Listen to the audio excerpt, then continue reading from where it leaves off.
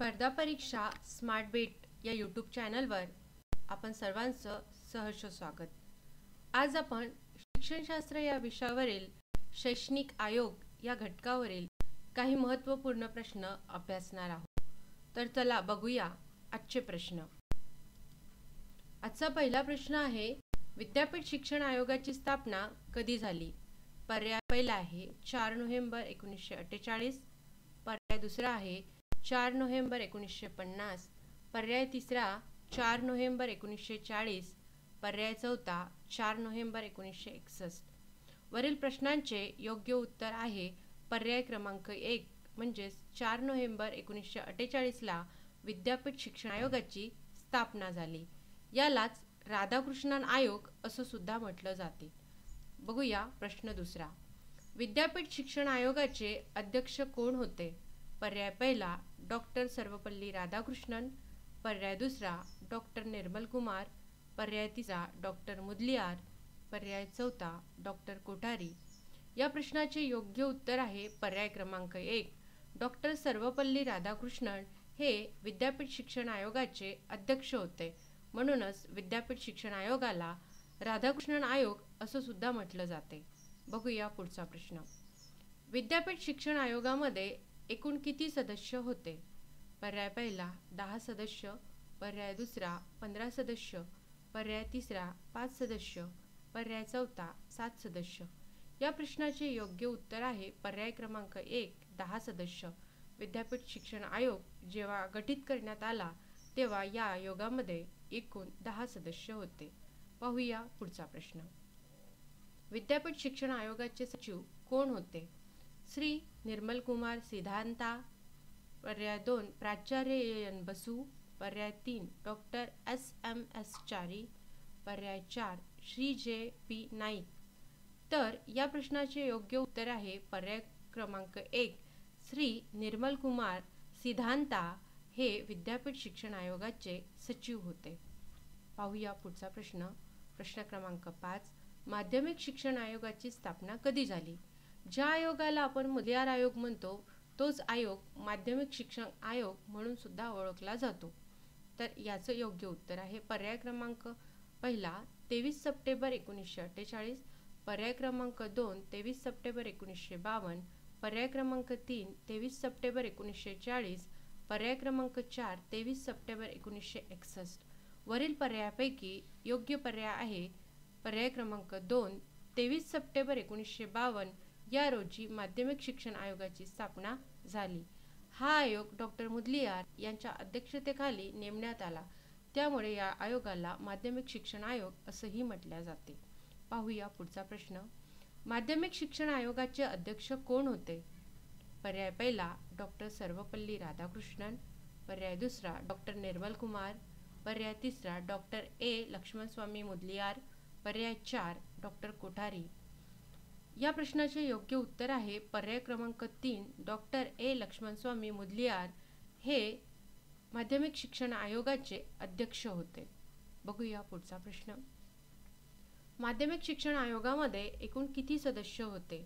पर्याय पहिला 10 सदस्य, पर्याय दुसरा 15 सदस्य, पर्याय तिसरा 5 सदस्य, पर्याय चौथा 7 सदस्य।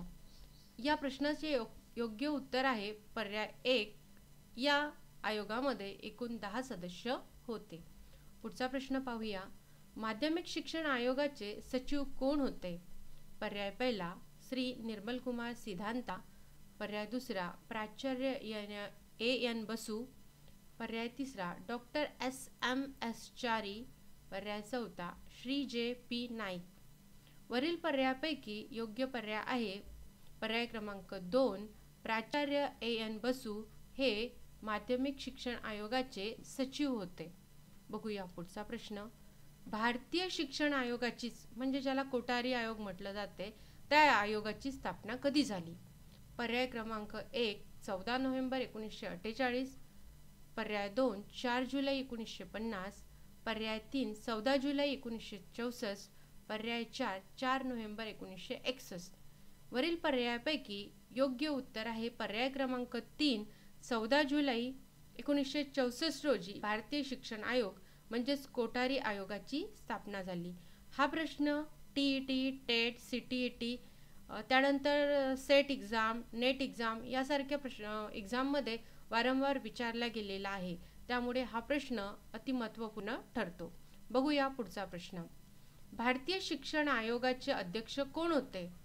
पर्याय पहिला डॉक्टर सर्वपल्ली राधाकृष्णन, पर्याय दुसरा डॉक्टर निर्मल कुमार, पर्याय तिसरा डॉक्टर मुदलियार, पर्याय चौथा डॉक्टर दौलतसिंग कोठारी.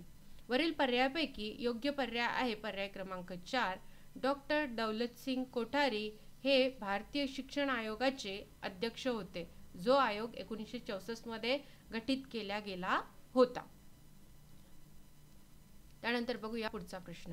भारतीय शिक्षण आयोगामध्ये एकूण किती सदस्य होते? पर्याय पहिला 10 सदस्य, पर्याय दुसरा 15 सदस्य, पर्याय तिसरा 5 सदस्य, पर्याय चौथा 17 सदस्य.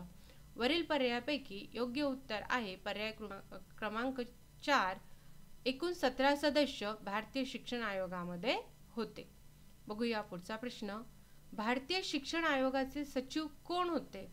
पर्याय पहिला श्री निर्मल कुमार सिद्धांता, पर्याय दुसरा प्राचार्य AN बसू, पर्याय 3 डॉक्टर SMS चारी, पर्याय 4 श्री JP नाईक.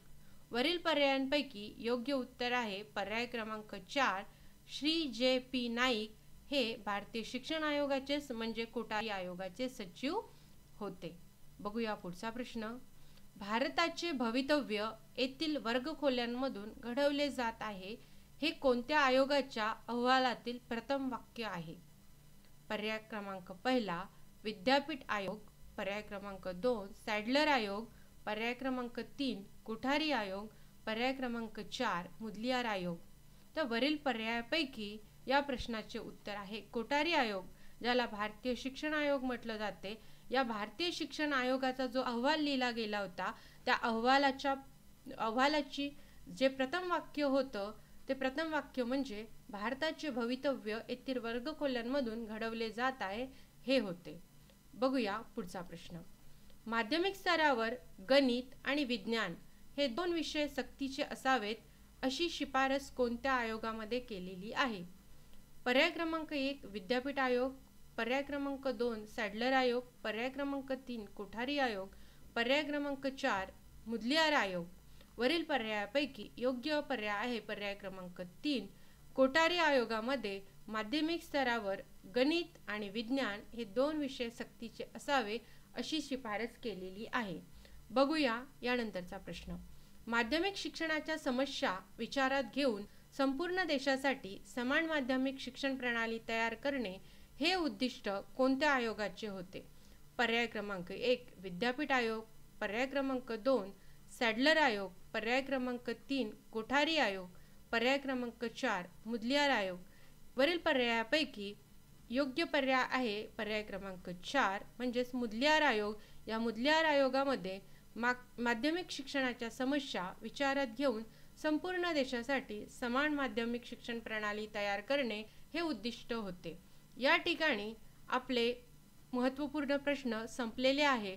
आपल्याला हा व्हिडिओ आवडल्यास व्हिडिओला नक्की लाईक करा, सबस्क्राईब करा आणि अधिकाधिक मित्रांकडे शेअर करा. धन्यवाद.